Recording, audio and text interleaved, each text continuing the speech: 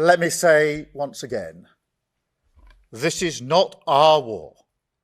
We will not be drawn into the conflict. That is not in our national interest.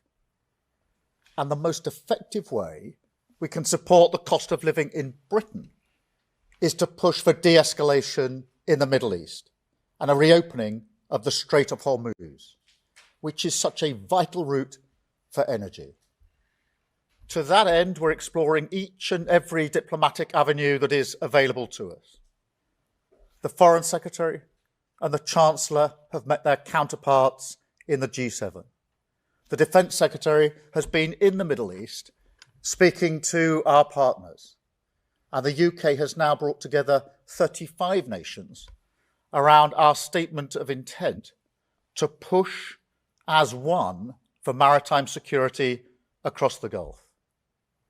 And today I can announce that later this week, the Foreign Secretary will host a meeting that brings those nations together for the first time, where we will assess all viable diplomatic and political measures that we can take to restore freedom of navigation, guarantee the safety of trapped ships and seafarers, and resume the movement of vital commodities.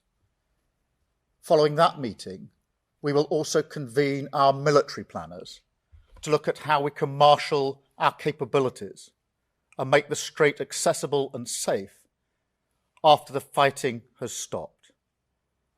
Because I do have to level with people on this. This will not be easy.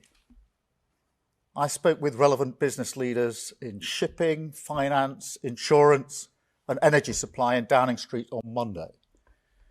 And they were clear with me the primary challenge they face is not one of insurance, but one of safety and security of passage. So the fact is, we need all of this together. A united front of military strength and diplomatic activity, partnership with industry, so they too can mobilise once the fighting has stopped. And above all, clear and calm leadership. That is what this country is ready to provide. Because my guide from the start of this conflict has always been the British national interest. And freedom of navigation in the Middle East is in the British national interest.